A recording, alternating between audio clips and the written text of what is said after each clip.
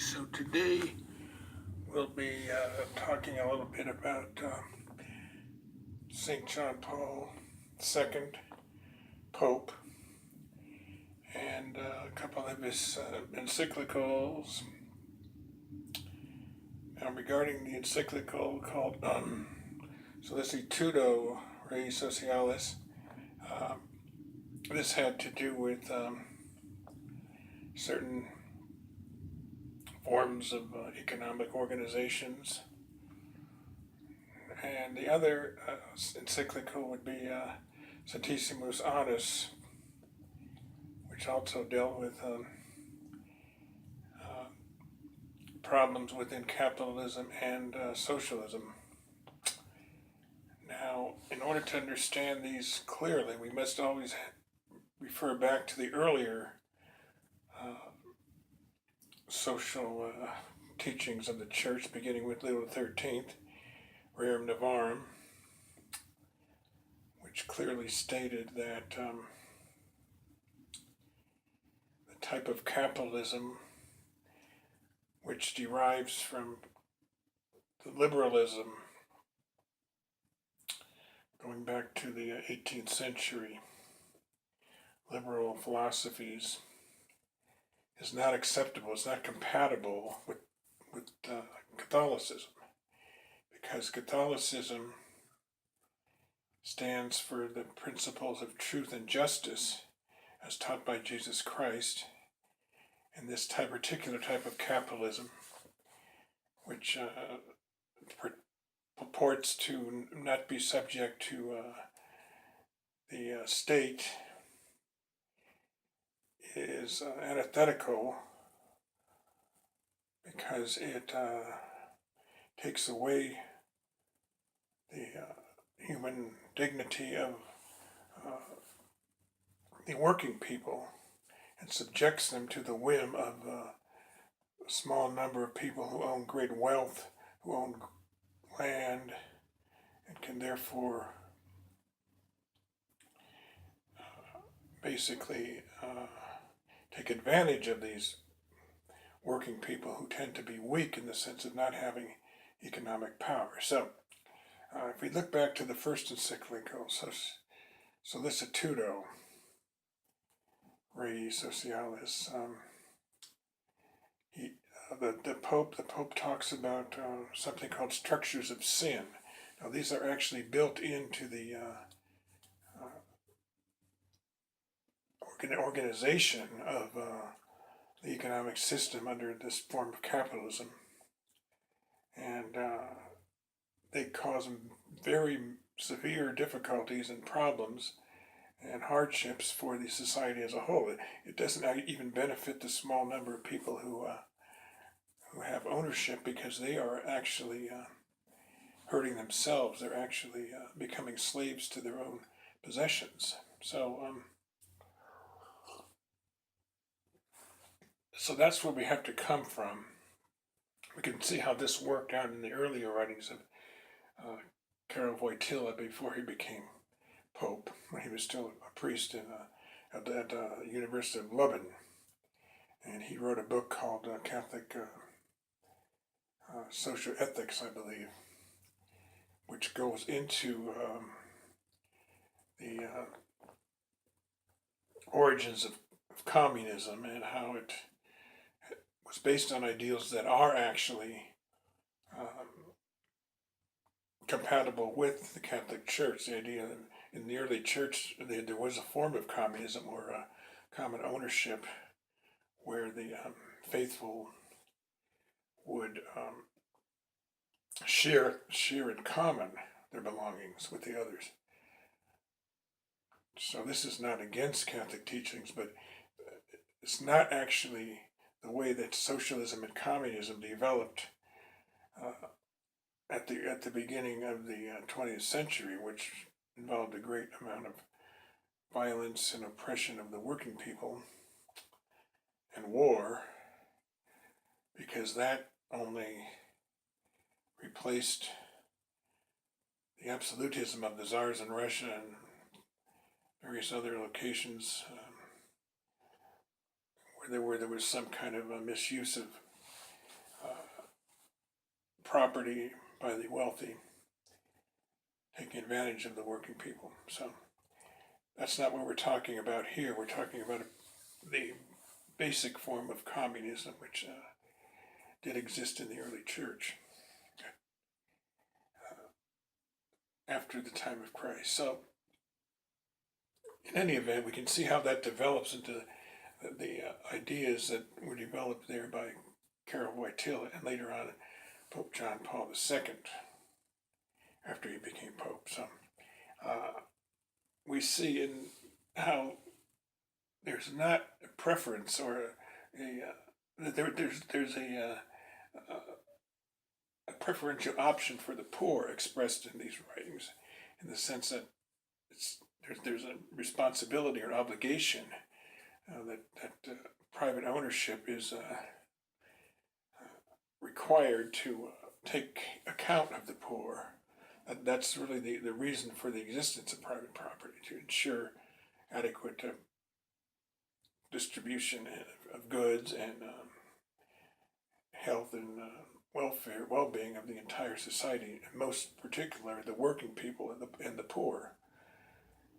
So there is this preferential option, but what we don't see is a expressed preference between, let's say, two forms of economic organizations, two forms of economies, one being socialism and the other being a classical form of capitalism, or laissez-faire, which means basically unfettered. It's not subject to government control. Okay, that is definitely ruled out. But the form of capitalism where we're only talking about organization where there's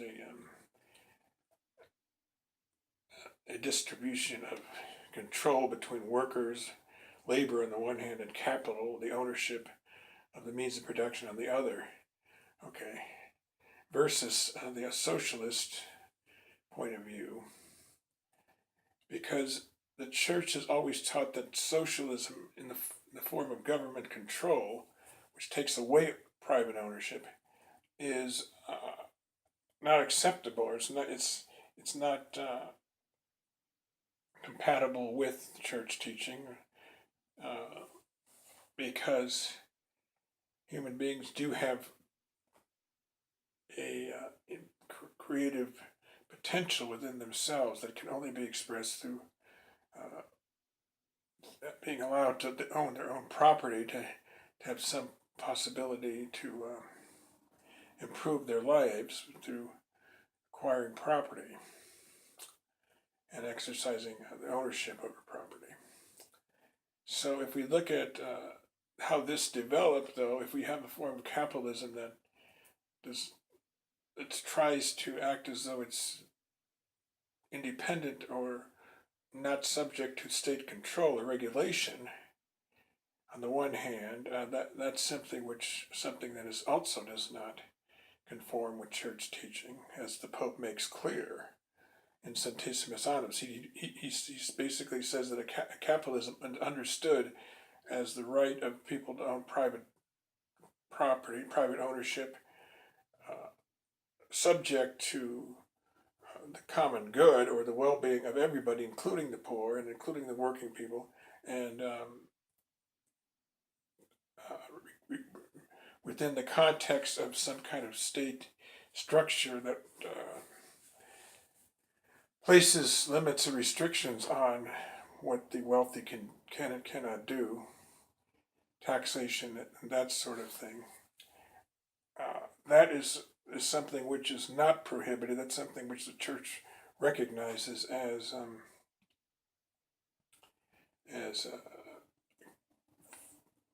proper for human society. So if we look at whether or not this, what we can call that in terms of capitalism, then the real question becomes what controls are necessary in a particular situation of society,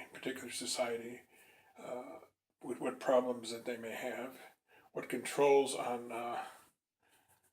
on the wealthy owners of means of production are necessary to protect the weak, to protect the interest of the working people, and what distribution of power, if we have labor organizations and that sort of thing forming for the common good, for the interest of these groups of people, then what is the balance there between the rights of the property owners and the amount of power exercised by these labor organizations? How much do they get to decide how things are going to be done in their particular circumstances? So, in that respect, we see that there's a lot of misinformation put out by groups, neoconservative groups, such as the Heritage Foundation, the Acton Institute, and others, which are trying to make it appear that the Pope was actually putting his stamp of approval on capitalism as we know it in the Western Western Europe and the United States, which is basically capitalism that protects the wealthy at the expense and to the detriment of the poor, and taking away rights from the working people, and not protecting common good, but only for selfish gain for individuals. That's a kind of what we call laissez-faire or unfettered capitalism. So this is something that's not acceptable, but this is what these organizations, these neoconservatives, are putting forward as what the Pope is saying is good. And we have to recall that when the Pope wrote the encyclical on the 100th anniversary of Rerum Novarum, okay, so that would be toward the end of the 20th century. Okay, communism, which had existed in Russia and Poland and the rest of Eastern Europe, had already collapsed as an economic system in those areas. It still exists to some extent in places like Cuba and China and North Korea, but in those areas of the Western world, it had basically collapsed as an economic system.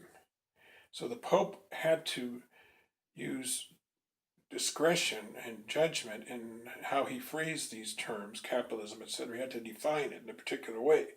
So it's rather disingenuous of these neoconservatives to try and co-opt what the Pope was saying for their own selfish interest, okay, especially in the case of the Acton Institute, where the director happens to be a Catholic priest, and he's basically trying to use this encyclical of the Pope, which was within the tradition of the social encyclicals going back to Leo XIII and Rerum Novarum at the end of 100 years before, at the end of the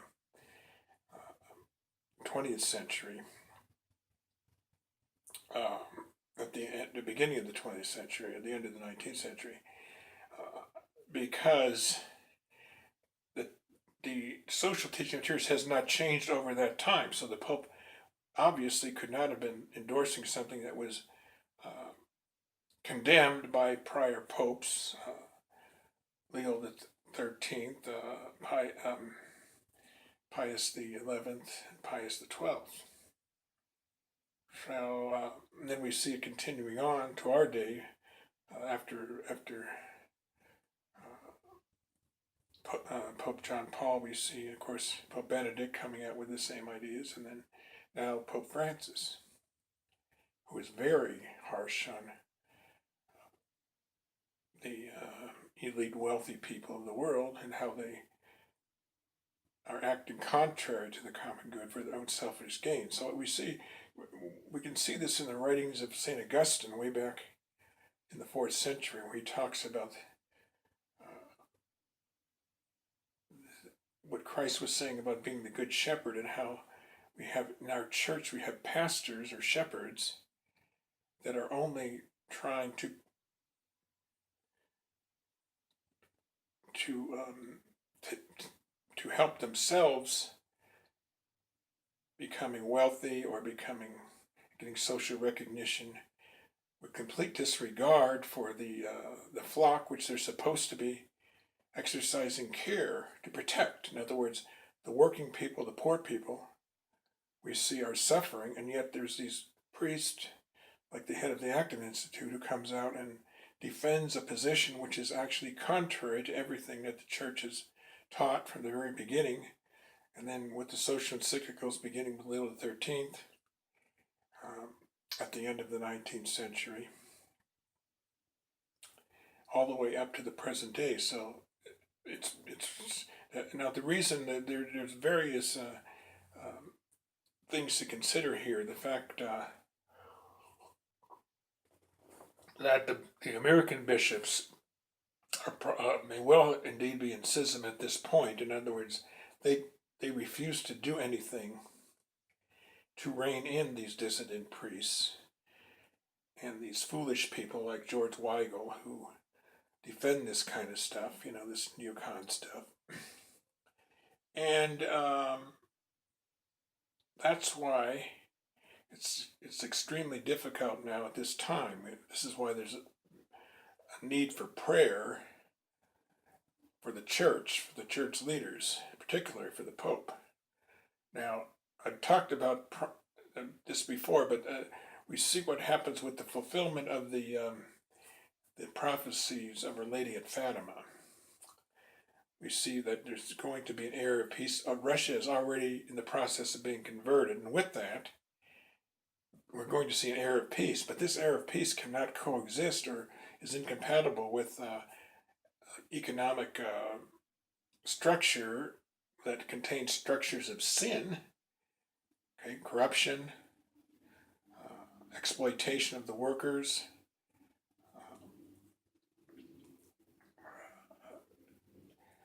pornography and other forms of sexual deviancy in public. And so, as well as destroying the morals of society through things like so-called same-sex marriage, that sort of thing. You see, this is really the wealthy elites trying to exercise their control. But this is all going to be done away with as time progresses now, because we are already in the era of peace. We're in the stage of the fulfillment of the Fatima prophecies. See, we have just been lucky enough to prevent or not be subject to the destruction of nuclear warfare, which would have actually happened had it not been for the fulfillment of these Fatima prophecies and the consecration of Russia and the world to the Immaculate Heart of Mary, which was done by St. John Paul in the year 1984. So we've actually are lucky that we did not have to undergo that form of a chastisement or punishment. We're beyond that now. We're in the era of peace, and we have to continue to pray so that these evil structures of sin will be brought down. These wealthy people will be reduced to the level of having to live like ordinary citizens, and other people will acquire wealth who will use it in a more appropriate way. You see, even in the prayer of Our Lady,